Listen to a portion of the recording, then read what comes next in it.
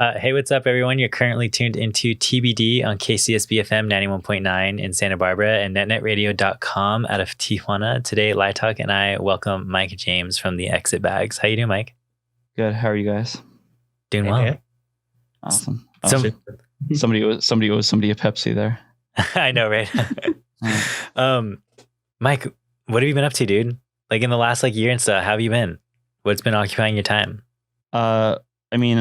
It's been a healthy balance, I guess. Like for me, I get kind of fixated and focused on one thing. So kind of gearing up for this album, it was kind of just all about that, I suppose. But then, so that was maybe like 2 years ago. In the last couple of years, I've gotten a lot better at kind of, I guess, rationing my time. We had a baby girl not that long ago. Oh, congrats. Thank you so much. Yeah. And then my teaching and stuff. So kind of learning to kind of have room in my life for everybody that matters has been kind of the focus of the past year. But at the same time, I've managed to pull off some late nights and get things productive. Oh, wow. So sick, dude. So I know you mentioned that you're a teacher. So like, what exactly are you teaching, et cetera? Like, what are you doing? Mostly grade 11 and 12 physics and stuff. So yeah. And you mentioned like robotics too, right? Yeah. So here and there, I'll teach robotics, pretty like basic, like some like electronic assembly stuff, a little bit of coding, a little bit of the mechanics of how to like make a robot somewhat from scratch and just make it do stuff. And then last year we did something called the Science Olympics, and we took a gold home from that. So that was cool too. Oh, nice. That's amazing. Yeah. So is it like rewarding being a teacher and like actually like, I guess, winning stuff? I don't know. Like getting recognized? I guess so. I mean, it's kind of very understated. I like the thing that's kind of, I don't know if transient is the word, a little bit kind of maybe bittersweet, maybe transient's the word. I don't know if I'm using that correctly about being a teacher is like, you always kind of remember the experiences in the kids, but you know kind of deep down that they'll eventually forget you because they'll move on to exciting stuff the next year and then the year after that and the year after that. Like when I think back to my high school, there's maybe one or two teachers I vaguely remember, but it's not like I remember it like I was yesterday. So it's kind of purifying that knowing that every year when they graduate, they're moving on, they're spreading their wings, but it's sad too, I guess. Kind of like, you know, if you're a parent and your kids leave home, but it's like that every year kind of. Yeah. So it's rewarding, but it's bittersweet. There's a mixture of things. I kind of liked hearing that. I've actually never heard that perspective from like a teacher before or anything. It makes me kind of sad. It's just kind of, it's not supposed to be too super sad. It's just a little bit honest. It's just something. Yeah. That's awesome. But then every year you've got new people coming up that you get to meet and kind of learn. And so it's always kind of a renewing cycle. Yeah, that's cool. So I guess, what else have you been up to other than like music and like teaching? Do you have any other hobbies or anything? Honestly, no. Like I'm a little bit on the spectrum. So I get interested in one thing at a time. I don't get interested in too many things at one time. I guess keeping exercise, but that's just more maintenance. It's not like I enjoy working out that much. It's just I kind of got to do it or I bulge out. Yeah, I feel that. So I don't know if I'd call that a hobby. It's not like I enjoy being in the gym. It's like, you know what I mean? Like a lot of people when they go to the gym, you can see they're kind of into it and they're probably like listening to like pump up music. I'm probably listening to what was on my gym playlist. I'm literally going to look. Oh, yeah, please. Herbert Distel's La Station. That's what I was listening to in the gym today. So sick. I was listening to some Music Concrete EAI bullshit in the gym today, and then I was listening to some Kim Do-soo folk music. Yeah, so I'm not there to have fun. It's very much movie. You're bringing high art to the gym. Yeah. I guess so. Thank you. It's like that kind of party meme where the guy stands in the corner kind of feeling so cultured and everyone else is just having fun not caring. Yeah, exactly. Exactly like that. That's so funny, dude. I don't know, Maddy, have you picked up any I guess like COVID hobbies or anything? I mean, I also deeply commit to a walk pretty much in the morning. Hell yeah. I do that about 3 or 4 times a week. And then that gets kind of tied up with the tape. So whatever tape I'm listening to that day, right now it's a lot of industrial stuff. I'm trying to grind through industrial October, as we'll call it. And then we're going to have Gothvember. Dude, that's sick. Anyways. It's like an advent. You should have like an advent calendar for like tapes. Honestly, dude, Maddy, you should come up with that. I have a few tapes though prepped at least for December. I do have some Christmas stuff. Some Windham Hill cassettes are all Christmas themed, and I'm like, fantastic, keeping that December. That is so sick, dude. An actual advent calendar for tapes. We love that. I'm down. It's kind of like when people get like those big kind of cases of craft beer, and most of them are terrible. Yeah.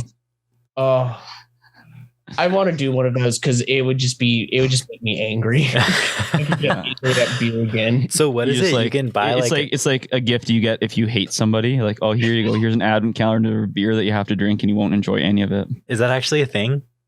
It's a thing here. Like you get like, I mean, I don't know if it's like full 30, but you can get like these taster craft beers, and you can definitely get kind of these advent packs for like a week or 2 weeks or something like that, where it'll be some breweries like throwaway beers that they can't sell normally, and they'll just make like an advent fun thing out of it. Really? That is so funny. So just make that for tapes, like get a bunch of these tapes that nobody cares about and just make an advent calendar. That would be actually perfect. That would be a challenge, I think. And like make it like a gift for someone. They'll think it's so thoughtful, but it's actually like what would you call it, passive aggressive, because you know they're gonna hate it. You're getting Steve Winwood, you're getting Enya, you're getting Windham Hill. Now none of these are bad, but they are thrift shop bottom of the barrel finds to someone. Yeah. Anyways, guys, and then they go on to like Amoeba, what's in my bag, but it's the bottom of the bin. Oh my god, that'd be like a funny segment, because usually people try to like on Amoeba, what's in my bag, try to like flex their taste. Someone should go on and just find bottom of the bin, just terrible, and pretend that they know what they're talking about. Just the worst records. Dude, if Maddy ever gets on what's in my bag, they could pull it off for sure. I think that Maddy, you could pull that off. I remember trying to look through some what's in my bags for some of the most like heinous or just worst stuff. Yeah. Because there are so many people that have passed through there that now also like leave behind like a, ooh. And then some of the stuff they pick up, they don't know what they're talking about. They're like, well, we liked this vinyl because we were playing. It was like the band Ride saying, we like Dive because we played them backstage. And it's like, thanks, guys. Thanks. Yeah, I think my favorite episode is maybe Deer Hunter, Bradford. That one is fantastic, though. That's a good one. That's a good one. They truly have. I mean, the book they pick up where they're like, okay, this is where I got all my taste from. Still something I would look at. Big fan of Deer Hunter. Yeah, there's some good what's in my bags. That's a good one for sure. Shout out. Yeah. That's sick, dude. I love how you guys got deep into that. I'd always just watch the super popular people like Mac DeMarco and whatever. Ariel Pink did one back in the day when I was a fan of Ariel Pink. Mac DeMarco usually will just, have you seen his Nardwuar interviews? Dude, yes. I just remember being like 18, just being like, dude, this guy stuck a drumstick up his butt on stage or something like that. And just so casual about it too. He's like, oh yeah, probably. Yeah. I mean, hey, I've got the Mac DeMarco 7 inches and I don't collect vinyl. But do you really, Maddy? When I was 16, I was like, this is what I want for my birthday. I want the Mac DeMarco Capture Track 7 inches. And I still have it with his mixtape, which is really good. And the funny thing is, I think he's from my town. He is from Canada, Edmonton. Right? Or Alberta. He's from Edmonton. The thing with Edmonton is like, it might breed talent, but usually then when the talent realizes their talent, they leave. Yeah. Like Purity Ring, I think, is from Edmonton. Yeah. But you wouldn't know it. I don't think. Really? Yeah. It's funny. Was there an Alberta tape label also doing punk about a decade or so ago? I forget. What, like Mangled kind of in the tapes? style of what was it? Mangled? Not Mangled. I forget. A bunch of bands that sounded like women. Pure Trash tapes? Not pure. Flemish. Flemish. Is it Flemish? Flemish. What about like Flemish Eye does Preoccupation / Viet Cong / Chad Van Galen and a couple others. Yeah. There's another sub label. It was like Mint, right? Is it Mint Records? Aren't they from Canada? Not Mint Records. I feel like now we're just going on a tangent. Crap. Yeah, we're boring your audience big time. I don't think they care. Well, I feel like the Edmonton bit kind of like leads well into like our next question here. But I guess like before we start talking more about like I guess like exit bags like stuff, can you tell us more about like Edmonton, like Alberta? You know, like you're saying you're from there. Like, were you involved in any scenes or anything there? Like, what's the music scene like there in Edmonton? I only moved here as like an adult, so I don't know like growing up as like a piece of shit kid. I don't know what that was like. You know. Like my perspective on Edmonton is like only its vices because I'm a legal adult. So all the bad things about Edmonton, that's all I know about Edmonton. Yeah. As far as the music scene, man, I don't know. I think it's like any other place. I'm not too entrenched in scenes because I feel like there's always an inherent kind of toxic attitude in any scene you go to, unless you just have really good friends and you've got a really good support system. But I feel like that's few and far between. I think it's a case where you kind of make your family. So if you don't like a scene, make a scene, or, you know, reach out overseas, I guess. I think that's part of the reason why I ended up on like Drongo and Joyless tapes. Like when I was, I'll get into that in a sec because the question is still about Edmonton, I guess. Edmonton's kind of weird. Like the downtown area is very flourishing. There's a lot happening, but I feel like locally there's not enough investment in musicians where it's easy to be a successful local musician. The successful local musicians I know have been busting their ass for like a decade. Yeah. To like be kind of minor local celebrities, or they get big and move on. There's just not enough investment in arts in Edmonton, I don't think.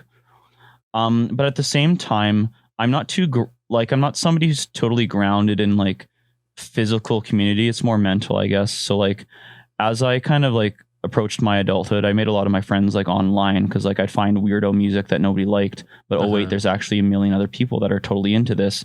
They're just all over the place, and I can, you know, share my thoughts with them immediately. I don't have to go to a show that I kind of don't really want to go to hang out with people I don't want to hang out with, right? I can just immediately connect with people.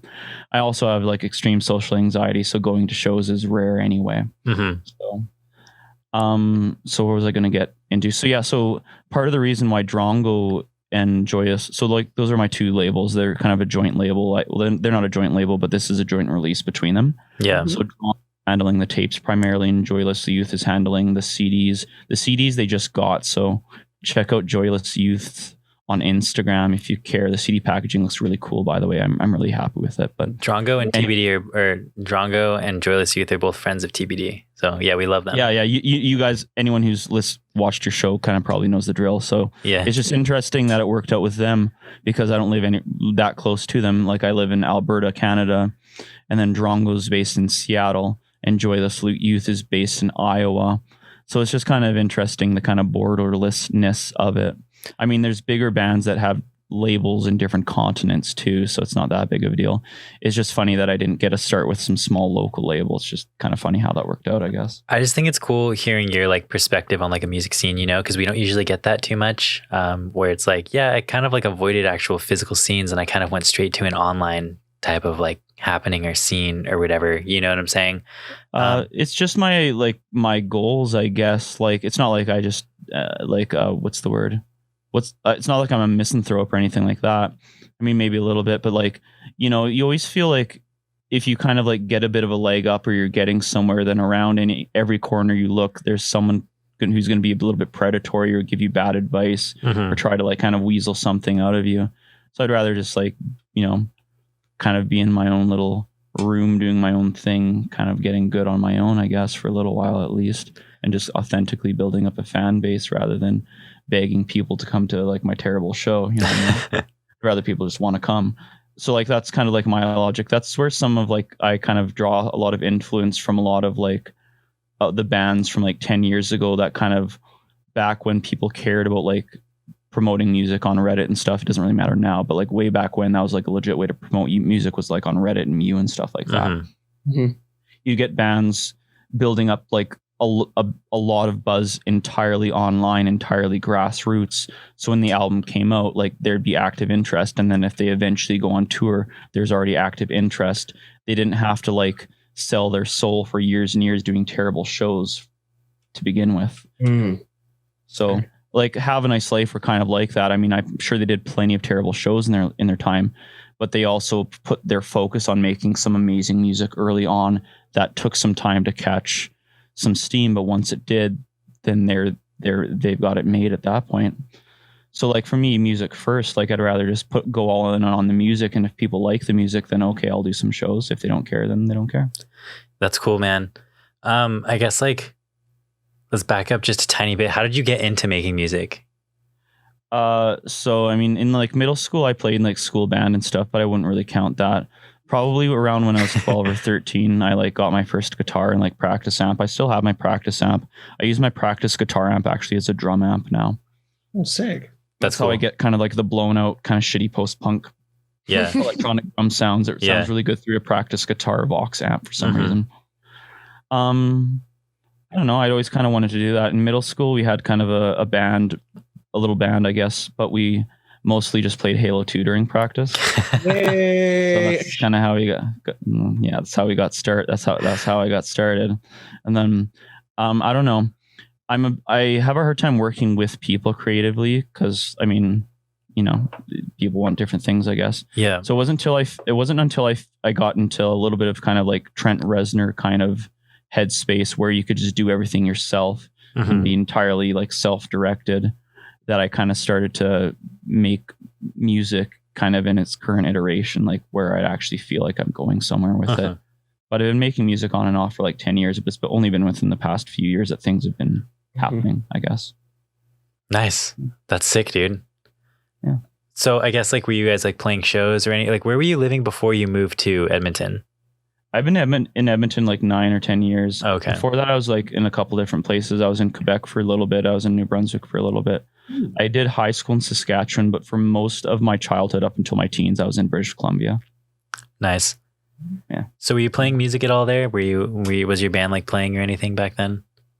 Not like to any significant effect. I haven't done very, very many shows. I just don't like, I'd rather go to shows than perform shows. Yeah, that's fair. Once like COVID kind of dies back a little bit, and if there's active interest and I can get like a couple good people together, then I'll absolutely go into it. I don't know. Yeah, I just want to like, I don't like to perform shows unless I feel like I have like a lengthy piece, a presentation to present, rather than a bunch of half-finished things. Yeah. Because I've been to a lot of shows that are shitty. I don't want to put on a shitty show. I want it to be like complete and fully realized and be a good experience. Yeah. So when you are kind of plotting a show out there, you're thinking of, okay, I'm going to come out with a genuine, like cohesive 20 to 30 minute piece. It could be whatever genre or whatever it needs to be, but it needs to be that cohesion. Yeah, exactly. Like I want it to be a good experience. Like for example, someone that you guys know Drowse pretty well, I'm going to assume. So he's at a point like artistically where he can get on stage for 40 minutes and it's going to be a good show. Even if he's just kind of messing around, it's going to be a good show. Or like Tom from Planning for Burial, if he gets on the stage, it's going to be a show. Even if he's just improvising the entire thing, you already know that's going to be the case. Okay. So for me, developing myself as an artist, like, okay, having good songs, that's fine, and you rehearse them. But to be able to like literally get on the stage and know that you can entertain people for 40 minutes, that takes a lot of practice. And that's what I'm working towards, to be able to be that kind of performer. Because I don't see myself as a commercial artist. I don't think of myself that way. Yeah, that's good. I'm not interested in playing like a million terrible shows and like dragging around a bass amp and stuff like that. Yeah. I just want it to be a good performance that I really enjoy performing. That's all. That's awesome, dude. There will be no Exit Bags casino tour is what we're hearing. Yeah. Well, probably not. It'll be in like the back of some church that's about to get condemned or something. I don't know. And like 20 people will be there. So that's what we love to see. Those are our favorite shows. It could be $100 show right there. Yeah, honestly. Or I like open for someone else who can like take all like the anxiety and pressure or something, and I can just be there for the opening bit and be like, "Okay, I'm done. See ya." That's awesome. So I guess like when did you start getting like into like slowcore and adjacent genres, and like I guess like what drew you to like your current sound? Like were you doing projects before Exit Bags? Here and there, but Exit Bags like kind of came about around that time for sure. So for a really long time I was kind of into music journalism and just like music discovery, and I'd listen to like, you know, several new albums a day, or I'd, you know, just engorge myself on as much kind of cool new sounds as I could. I've kind of matured out of that because eventually you realize that there's just too much music there for one person to listen to. and it's okay not to have to listen to it. It's okay to find what you like and enjoy what you like too. But oh, sorry, what was the question? I feel like I lost track. I guess this like slowcore. Yeah. So I got into like so probably before I was really into slowcore, I was into like Midwest emo, like stuff like American Football and like stuff like I Hate Myself and like nice Captain Jazz and like Christie Front Drive and Texas is the Reason, blah blah blah blah blah, or Promise Ring or whatever, that kind of stuff, I guess. So that was kind of maybe my first foray. Then after that, like I kind of wanted to kind of mellow even more because like a lot of emo music is very kind of theatric and very kind of, you know, steep pangs and stuff. Whereas I feel like slowcore is just kind of a more authentic kind of dread. It feels like it just kind of hits that note a little bit more with a bit more maturity too, I guess. So yeah, I got into stuff like Chris is Weird and stuff like that, maybe, you know, 8 years ago or something like that. Yeah. But as far as like my sound, originally Exit Bags was going to be kind of a bit of a These Arms Are Snakes kind of shellac kind of type of thing. Oh, sick. But which is cool in theory, except I'm one person. So it didn't, like, aesthetic wise, I didn't really visualize it making sense. It would make sense with like at least a duo, like something like Street Sex could pull that off. Yeah, there's at least two people you can feed off of one another and have like lots of lights and stuff and have it be like that, I guess. Yeah. Or I guess Dominic Furno could maybe do that, I guess. Maybe he could pull that off. I don't really know. But for me, just kind of my whole attitude is like, I'm not going to sit here and it's not going to work. It won't land. It's not going to come across good. But just through kind of experimentation, I just kind of like loosely found myself liking that and enjoying what I was coming up with in that style. So kind of stuck over the past few years, and then here we are. Yeah, that's cool. So you kind of just like fell into it almost. Like I didn't consciously think I'm going to be a slowcore project. I was just working with what I had. So I had a full drum set. Like I have like a nice drum set and stuff like that, but miking drums is really annoying and terrible. I just don't like doing it. Nobody likes it. And I actually found like I was having more fun with electronic drums and like just kind of using like an old electronic drum head and running it through different effects and stuff like that. Yeah. So I found that just like fun, and I could almost like double task that while doing synth stuff. I had a Korg Ms20, which is an old synth, but it's versatile enough, and I like the sounds that I get out of it. I have a Lyra 8, which is kind of like a drone synthesizer. I have a guitar, I have a bass, I have a certain variety of pedals, and then I was just like, okay, well, what can I do with this? Basically, that's all. That's cool, dude. I love that. So I wasn't consciously trying to be slowcore. I didn't even realize it was slowcore until like I had a few songs. I was like, oh, these all kind of have a certain theme to them. I guess that's what's going on here.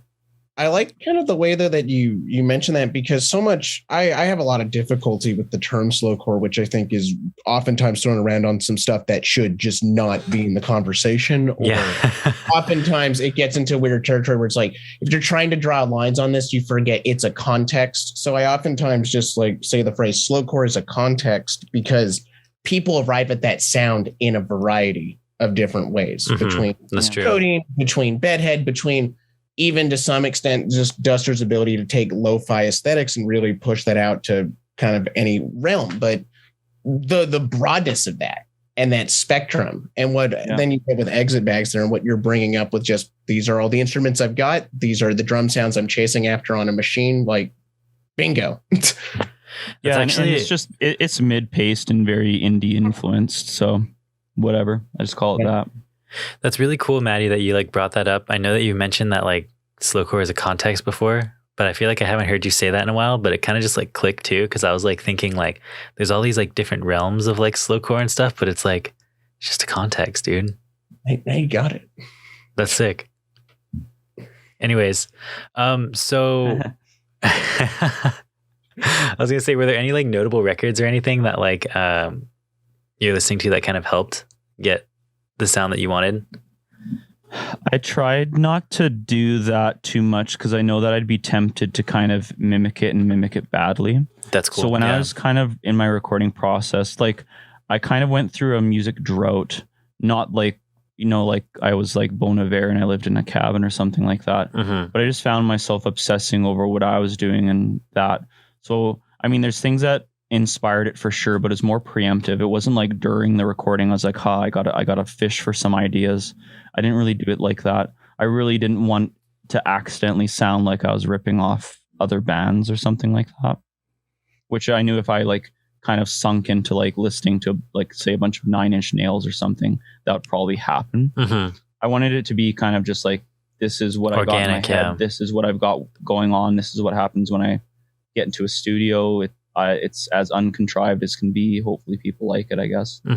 But as far as like albums I listened a lot to in that time frame, regardless, or at least a little bit before, there's definitely a few.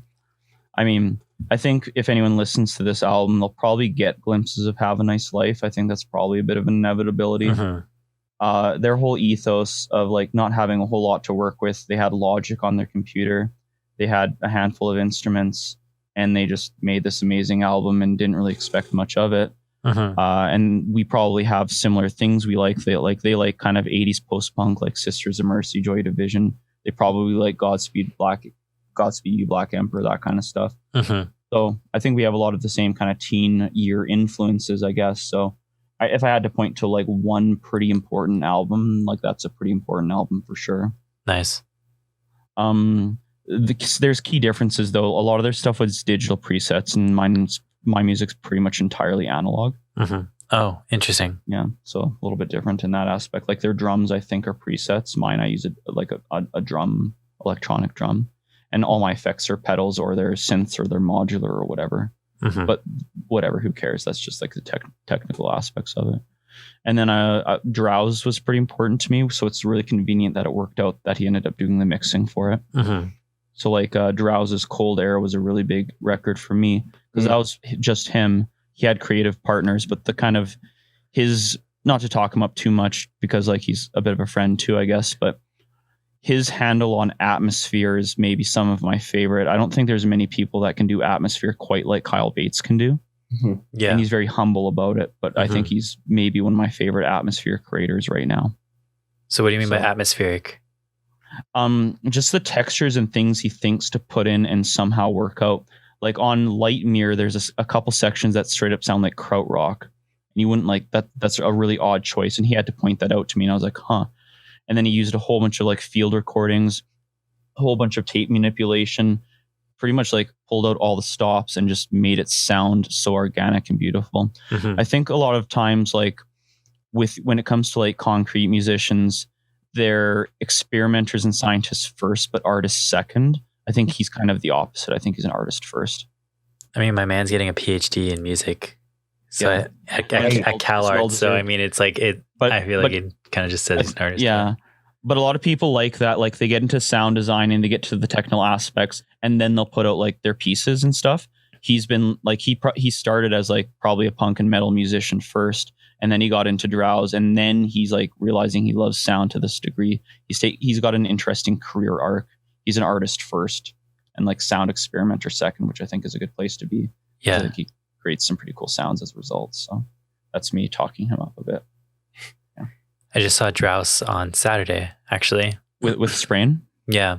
And I was actually texting Maddy. I was like, wow, Drowse is sick. Yeah, I saw a little bits of that, and that's exactly what I mean. Like his handle on atmosphere is just next level for someone who's basically like originally kind of like a metal kind of Slipknot fan or whatever he was when he was a teenager. Yeah. He's definitely takes music very seriously and is very good at it. There's a lot of people that are taking Slipknot serious, or Slipknot fans that are taking music seriously. Yeah, that's actually pretty much the Flenser roster right now. Yeah. Actually, I guess that's kind of something that's been tiptoed around pretty heavily on this. Not just with the mix, but in terms of some of the stuff that, Kyle Bates did mix the record, and then Nicholas Wilbur, who had worked with Have a Nice Life, if I recall, or Planning for Burial, had mastered it. And so there is also then like with this album, this kind of Flenser connection to it. Yeah. Well, yeah. It just serendipitous, I guess. I don't know. I have no affiliation directly with Flenser. I don't know Jonathan personally. So it's just kind of tangential. Yeah. That's cool. That's really cool. That'd be cool to do something with them one day. How did you originally though get into contact there with Kyle and Nicholas? So Kyle primarily. So I got into contact with Kyle years ago. Actually, we did kind of an interview together because I did some coverage on Cold Air, and he's pretty humble. Like, he's a bedroom musician first and foremost. He knows how it is. He knows the drill. Yeah. So he's like, he's patient. He's not like stuck up. He doesn't have an attitude or anything. So then a couple years, so like 2017, 18 or something like that, maybe is when I first kind of got to know him a little bit. A couple years ago, so 2019, I guess, I was kind of running into the same issues where I could record my demos, but I just couldn't mix. I just didn't really know how to mix properly. Okay. And then I just asked him for advice. I just literally asked for advice, like, hey, I'm working on a couple things. Can you give me some mixing tips? Like, what can I do to make the sound presentable? And then we ended up talking about gear. He seemed genuinely interested in my recording process. Like, he thought it was cool kind of how I was going about it. And then he just more or less straight up offered to mix it for me. That's sick. Which, I mean, he's a busy guy, so I was really flattered. I was like, yes, please do. Yes. So how'd you get in contact with Nicholas Wilbur? Just through Kyle. Nicholas is very stoic. I don't think he talks much. So I didn't like chat him up or become best pals. It was just purely professional. But yeah, like, there's a couple options. Like, Kyle mentioned that his friend Parker did the mastering, I think, on Cold Air. But then he also said, like, there's this guy, Nick, who's worked with Mount Erie and Have a Nice Life and Planning for Burial and does a bunch of Flenser stuff and has done a bunch of Drow stuff. I'll see if he's available, and he does a good job for what he charges and stuff. So that's all. That's so cool, dude. So just like both of those kind of just luckily fell into my lap. So I'm really happy. I don't think the album wouldn't be nearly what it was if it wasn't for those two kind of taking me under their wings, I guess. Yeah. So what was it like working with them? With Nicholas, it was very much just like, here's the files, here's what I want to be done, here's my track order, here's the transitions I'm thinking, blah, blah, blah. That's pretty informal. I think he's just a busy guy and just kind of gets to business. Yeah, exactly. So there wasn't much to say. He did a perfect job and did his job, and that's what it was. Yeah. Kyle was a lot more long-term because he was helping me mix while I was recording and writing. So we were kind of in contact with over the span of like a year or a year and a half or something like that. So there's a lot of mentorship there too, a lot of kind of, heart to heart and a lot of advice and a lot of this and that. And I don't know, it was a pretty amazing experience. I think my favorite part of the album process was that in its own, just the build up. It's kind of funny because from a fan's perspective, when an album comes out, it's like, oh, cool, new album. But you forget the artist has been listening to this album 1,000 times. Like they're probably sick of it by the time it's ready to come out. Yeah. For me, now that the album's out, I don't have the same thing to look forward to because I enjoyed the process of making it. So now for me, what I have to look forward to is doing something new now. Once the album's out, it's not my album anymore. It's whoever wants to listen to it. So that's an interesting perspective. I like that. Yeah. So do you have any ideas for what's to come next? So interestingly enough, I guess, so if you listen to the album, you'll notice that I kind of have a double tracked sort of Sparkle Horse type of approach that I go with, just kind of very soft vocal style, slowcore, whatever you'd call it, I guess, kind of Elliott Smith-esque or something. I don't know. You can listen to it and judge for yourself, I suppose. The reason that I do it that way, there's a few reasons why I use those vocals. One is that I'm in kind of a basement bedroom, and I have my family that is upstairs either sleeping or doing something. At any point that I'm doing anything, I'm just having my me time. I'm not going to be totally going wild on vocals. I also have kind of psychosomatic coughing from a stress disorder. So it's very common for me to just start coughing, especially if I exert my voice. I'm medicated now, but for a long time that was the case. Yeah. So it was really hard for me to kind of put my all into my vocals. I have a pretty wide vocal range and can do a lot of things. And there's a couple songs where I'm able to kind of squeeze that out. But the reason why I did the vocals the way that I did them was I was imagining if I'm live, I have to be able to replicate this somehow. So I kept it as modest and as simple as I could and kind of let the atmosphere maybe encroach a bit more. So the vocals are actually mixed back line level. For the next album, I guess I'd like to continue getting some therapy on my voice and really show off my voice a little bit more than I normally would. maybe do more live drums, kind of get used to that, I guess, even though I don't like live drums that much, a bit more of that, a bit more kind of dynamics in terms of aggression and stuff like that, and just highs and lows. And I don't know, get more adventurous with field recordings and stuff. I don't know, just take it an extra level, more noise. Sick. I don't know. Yeah, we love that. It's just, yeah, whatever it was I liked about this album, just amplify those things and see, I guess. I'm not really sure though. Yeah, that's great. Like, I don't know. Like when I did this album, I didn't have a plan, so I'm probably not going to have a plan for the next thing. I just have a few things in mind that I'd do a bit differently. Maybe collab a little bit. That's awesome, dude. That's great. Looking forward to see what you come up with next. Yeah, since we were kind of talking about just like artists and stuff in general a little bit, should we dive into your mix a little bit? Why did you choose the artist on your mix? And I guess my mix. Yeah. Okay, yeah. Sorry. Yeah, not the. I thought you meant like my mixing, like yeah, technical questions. No, yeah, my bad. Your playlist. Yeah, okay, I'll pull it up because I'm like my memory isn't the greatest. I got to find this because I like kind of important songs that are on my mind lately, basically, I guess, that I would like to share that I think are also radio friendly and people aren't going to hate or something like that. It's not just a bunch of like Merzbow or something.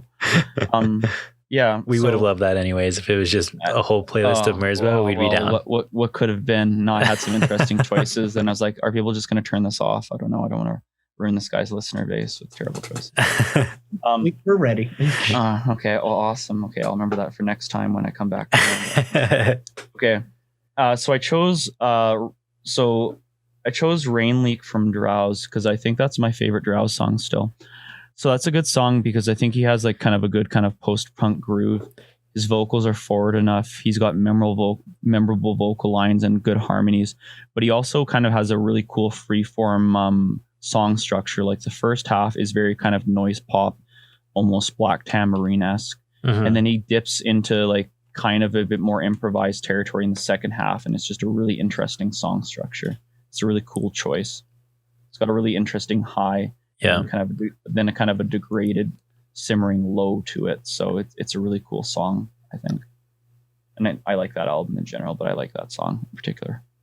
Yeah, I think Drowse is. I think that's which album is that from again? Cold Air. I think that's a couple albums ago.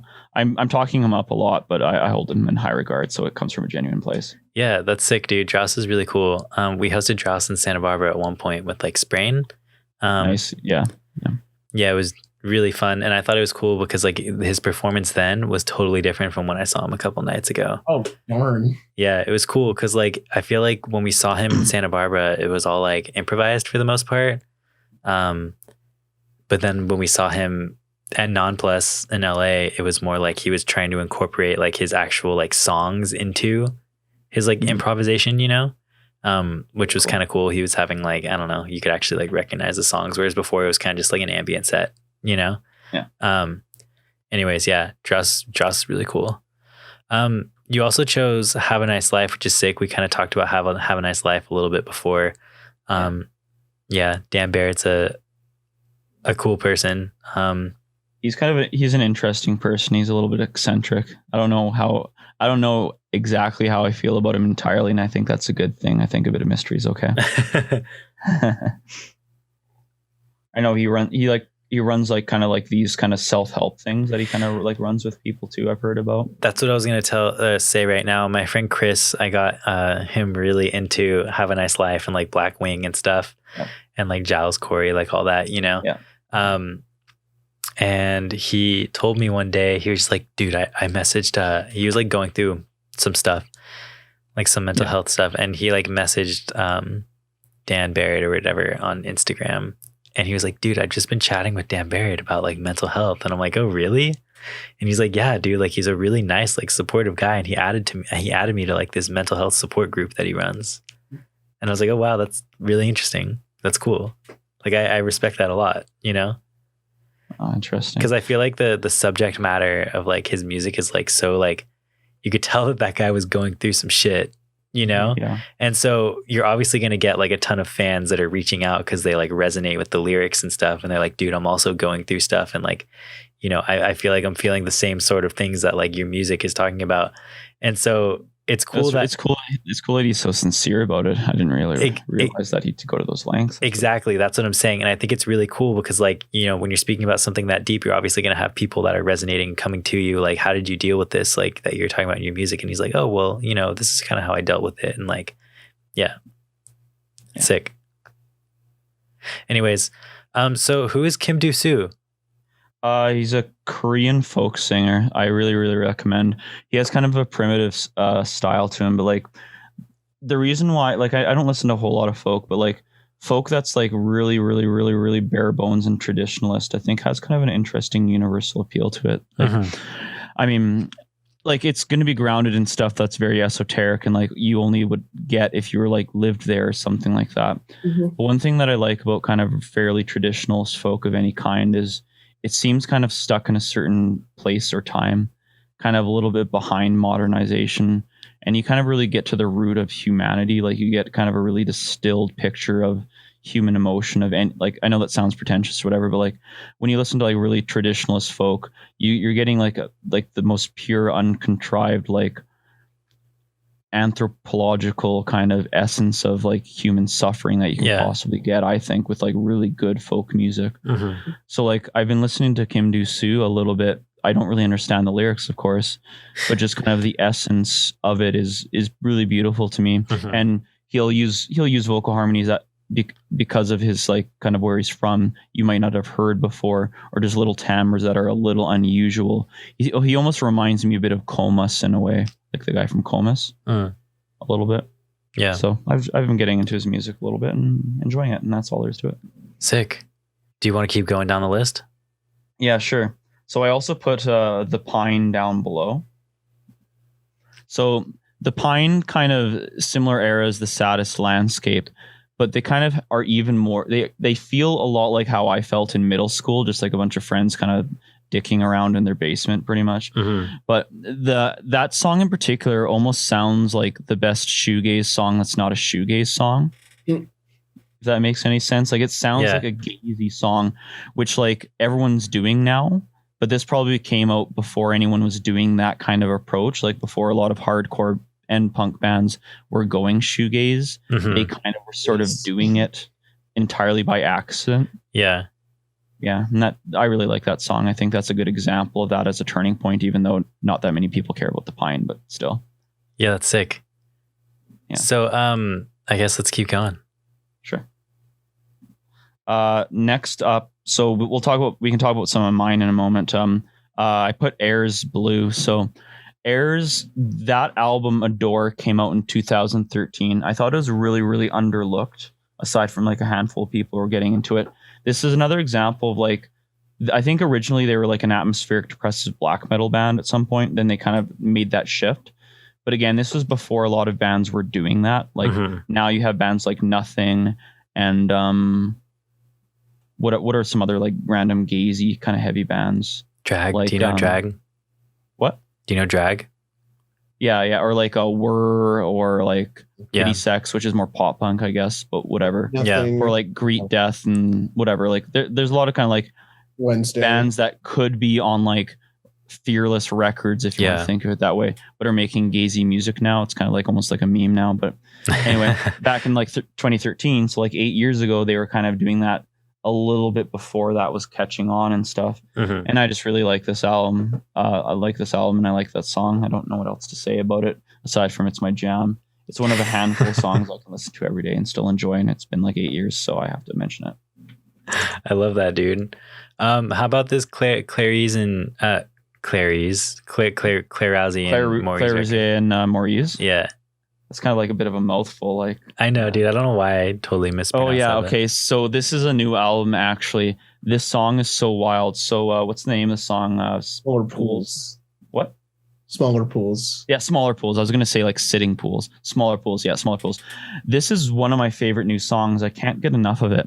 It's got a whole bunch of aspects that I just inherently like, and a whole bunch of aspects that I wouldn't like if somebody else handled it differently. It progresses really weird. It's really wacky. It makes no sense, but it's not glitchy or obnoxious. It sounds organic and pure, and that it just came about totally authentically. But I've never heard anything exactly like it. with the perfect balance that it has. It's such a cool song. I really recommend it. Had you been listening to both of their solo material or the album they done last year on Monjo? I think so. I remember the vocals being kind of weird, if I remember correctly, but I haven't followed like More Ease for a couple of years, and I've only been loosely following Claire's solo stuff in the past year or two. Why? Yeah, no, I mean, it's just, this is the one blind spot album I have kind of in the recent catalog, because I've been really deeply following Claire, and I just got her latest tape on Shelter Press, which is yet again another very strong 20-minute piece. Yeah, the so good. 20-minute piece that she's done, that's really good. And then with Marie, the stuff that she's getting involved in, she's also doing a lot of synthesizer and bass stuff on a heavy shoegaze band. That is, that's true, actually. Good. In between, kind of playing with a lot of as I would call it, like pop textures or stuff that feels very mavericky. There's a big imprint to the way that both of them do their stuff. That also, it's like, I don't know, it feels very everyday, and yet it's so totally them. Yeah, I feel like they're artists, if that makes sense. It's just what they do. Yeah. I just realized I've been pronouncing Marie's name wrong this entire time. Oopsie daisies. I always thought it was Mari. I never know how to pronounce people's names. So that makes sense. Don't feel bad. But TBD favorites for sure. Maurice is sick. Have you heard the band that she plays in? Alex Alone?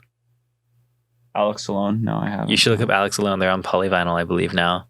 Wild. I think I applied to Polyvinyl. I obviously didn't make it, but that's okay. Sorry, what was the next question? Oh yeah, you got City of Caterpillar on here? Yeah. Okay, so I had like a huge kind of screamo phase back in like the early 2000s for sure. Like, I feel like we all did. We all had our screamo phase. Yeah, Kindred Spirits.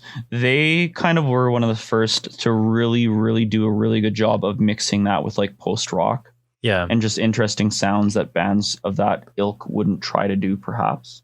I mean, there's a lot of kind of experimental bands in that scene, I guess, but they kind of just did it so well. I picked the song Maybe They'll Gnaw Through just because I think it's a little bit underrated and it's just kind of a jam. But I have some of my favorite guitarists in that band, one of my favorite vocalists in that band, one of my favorite drummers. Just an all-around good band that I wish was more active and had more stuff going on, but I guess time marches on. When I first moved to Santa Barbara, City of Caterpillar played at Bico, which was a little DIY spot. Wow. Yeah, it's just a garage in one of the co-ops in town. Wow. And they played there, and I'm still kicking myself that I missed that show because at the time I just didn't like. I guess I wasn't as into like screamo as I am like now, I would say, you know? Yeah. So that show went down, dude. I know I'm never gonna see that again. I am so dumb for missing that. Literally so dumb. And like I was listening, like I just can't believe that I literally missed the City of Caterpillar. That's all. I'll just leave it at that. I can't believe I missed the City of Caterpillar reunion. Anyways, so you put this heat on here too. Yeah, the Fall of Saigon.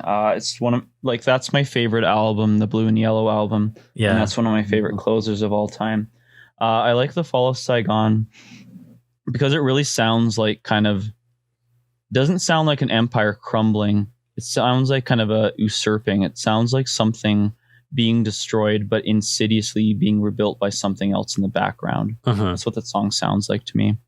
It's like, it's a really, really incredible piece. I don't know if I can name anything that is exactly like it. I haven't dove too deep into this heat, but I know I need to soon. I've only listened to I've only just listened through of that like Blue and Yellow record. I don't know exactly what it's called, but it's just self-titled. It's just this heat. Yeah. I've only listened to that one. Only passively listening. I haven't dove deep, but I need to. I didn't have any money for the box set today. Somebody at the record shop I went to, the box set on CD was up there. Oh, was it? $50. Oh. Yeah. Well, I went to the record store the other day and there's a La Rally de Nude box set, but then it like sold out immediately. So shit. That's a bummer. Team get box sets. We need box sets. The hold on. Grab this with like. I don't have enough box sets. I have like the This Heat on like vinyl. Like that's sick, really dude. Cool. However, my dog ate the insert Oh, that's such a bummer. It's real close to owning one less dog that day. But anyway, yeah, that's so terrible. That's so I think sad. It was even like it even had like this. It wasn't like an Obi strip, but it's something kind of like that. It had like some sort of little knick-knack, and my dog ate it. That's so sad. Yeah, I still haven't recovered. That was a couple years ago. But yeah, this heat is kind of cool. I think they get misclassified a little bit. I think a lot of people describe them as like avant-garde and experimental. I don't see them that way. I think they're just kind of a cool post-punk band that really appreciates that kind of music and works it into their sound. And I like them more on that basis. I could see that. From what I've listened, I feel like they're a little bit more like mathy post-punk. You know what I'm saying? Yeah, but then they love to work in those influences. They just have that appreciation. So I like them more on that basis than pretending that they're like John Cage or something like that. They're not like that, Thoughts, Maddy? Well, I don't listen to a lot of this heat as well because they don't have tapes. So I never really gone out and bought any. And then when I saw the box set today, I was like, yeah, this is pretty much the only way I would listen to them is if I bought that CD box set. Yeah. Because the tracks I've heard have always impressed me, or they're fun. They're fun as much as they are songs about refinement of the decline. Mm-hmm. To put it, I think, a little bit there. And then sorry. Oh no, and then I also like the title of their second album being Deceit, which is just a play on a homonym for this heat, which is funny. Yeah. They were funny. That's funny. Yeah, they're kind of like wacky old school leftist kind of musicians for sure. Mm-hmm. It's actually funny that you caught that. I rarely notice people catching that Deceit is just a funny way of saying this heat. But yeah, you're exactly right. That's funny. That's actually really funny. I would have never thought about that either. Yeah.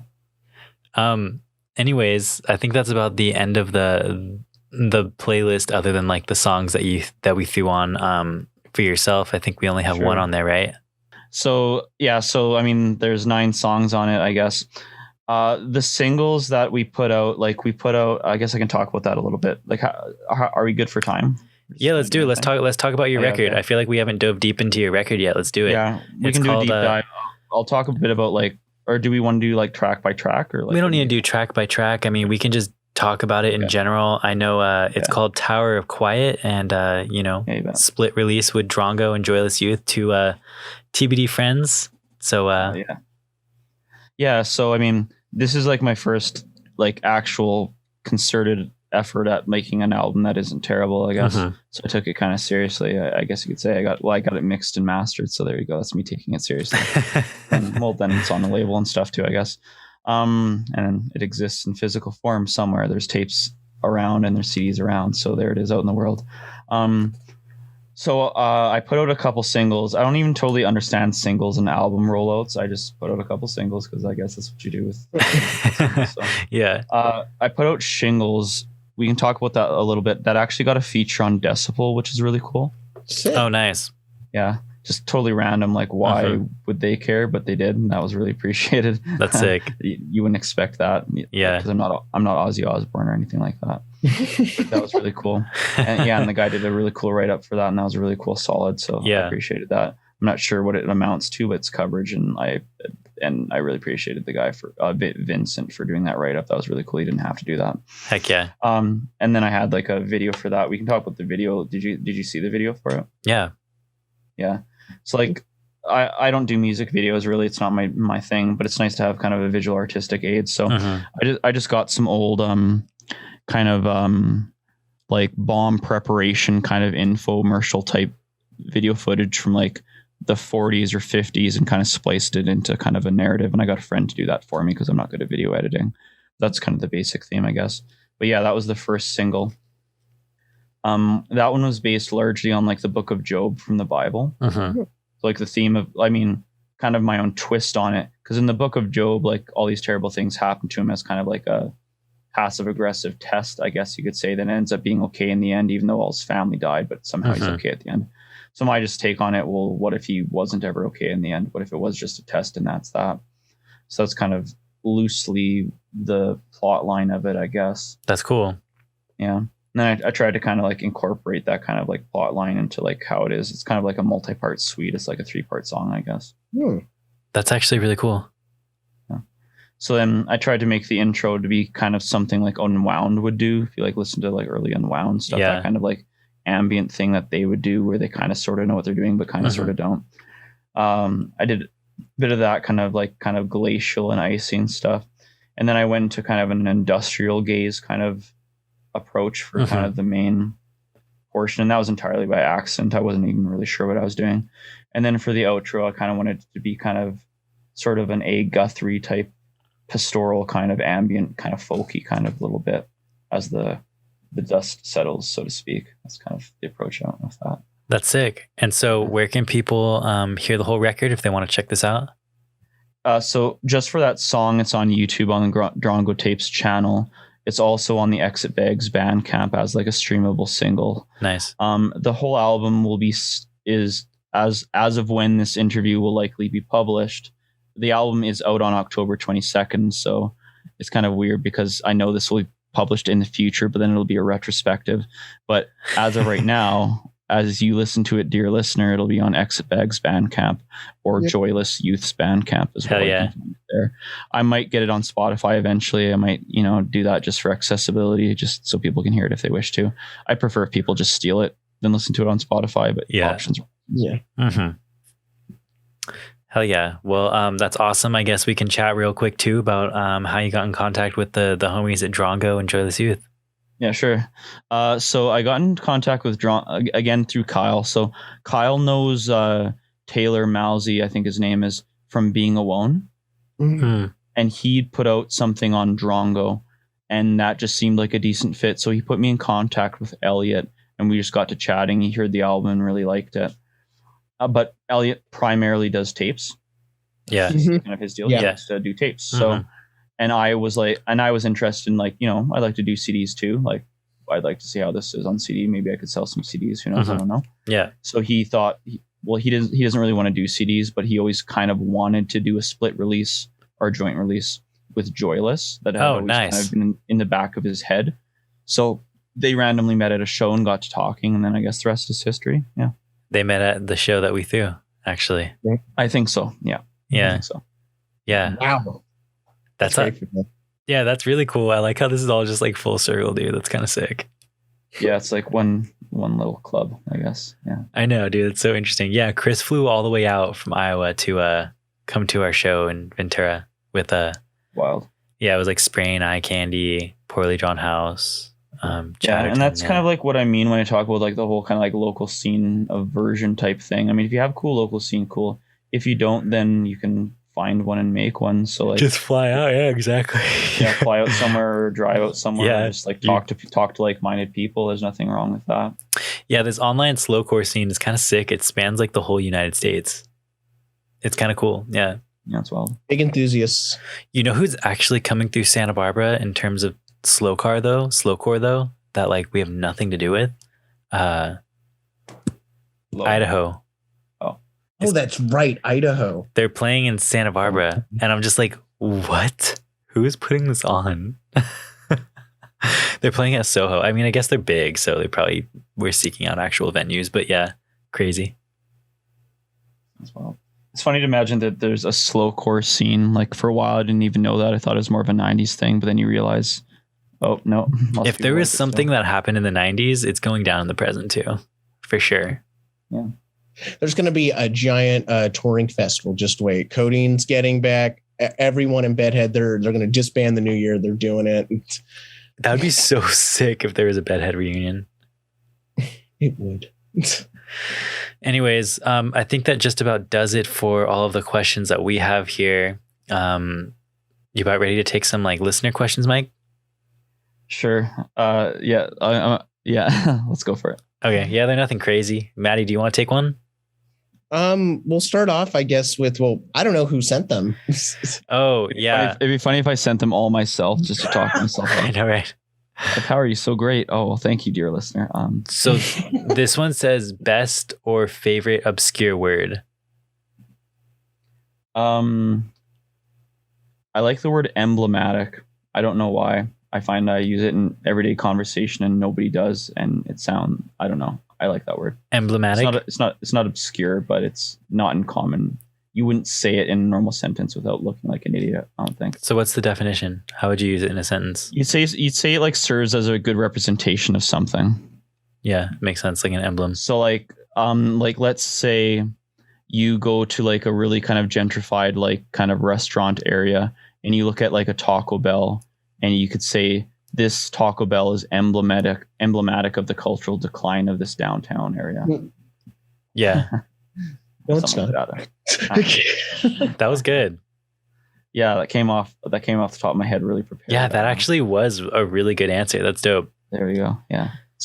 That's a good question too. This next one is first ever synth. Oh, my first ever synth. Okay, hold on. Like I'm gonna pull it up on screen here. Just do it. Bear with me. Then I'll have to explain it audibly to a listener. You have to give me a second though. Okay, I am back. I actually use this a little bit on Shingles, but I don't use it anywhere else. It's a Rhythm 10 portable keyboard. So it looks kind of like this. Oh, nice. That's sick. If you're watching the video. It's really clunky. It has some cool sounds. I had it when I was maybe 8 or 9 or something like that. Yeah. And I still have it. Yeah, it's a Rhythmic 10 portable keyboard. Who even would make this? I don't even know. That's sick. I don't know where this comes from. I'm sure you can get it on eBay for $10 if you really cared to. And that's where it all started. Only $10. I guess so. So like it's like one of those kind of old keyboards that has like a couple like built-in drum patterns, but like maybe only 3 or 4. So what was your second ever synth? Was it a modular synth? No, that was more recent. My second ever synth, maybe a Korg Electribe, but I don't have it anymore. Nice. Yeah, that's my second, probably. All right, so this I've also had a couple like stylus type synths. There's one that I have that's more new. If I can grab it real quick, it's annoying to grab, and I'll give up. Oh, I got this one fairly recently, but I've had some similar to it. So this is like a Gakken synth. Nice. It's like a new Gakken synth, so it kind of replicates a voice. Hold on, I'll even play a little bit of it. That's kind of cool. Oh, it's got the little pad there, the tapper. Whoa, that is so weird. Yeah. Wow. What the heck? But when you run that through effects, it's amazing, actually. Oh, really? So I've used it on a bunch of songs on the album, and you wouldn't notice. Wow, dude, that's actually really cool. Yeah, so like on a bunch of songs, like there's probably 3 or 4 songs on the album that I use it kind of as like a backdrop, kind of drone, kind of like just high pitched drones basically, and through reverb and delay, it sounds pretty good, pretty great. Yeah, but that's newer. But I've had like old synths that are kind of like that. That's awesome. Yeah. So this next one says, when did the cat exit the bag?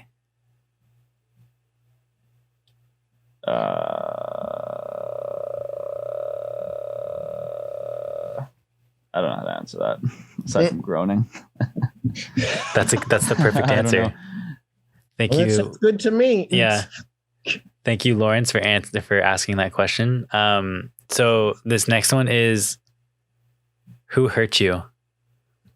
Oh man, I don't know. I'll take that as maybe a compliment. I don't know.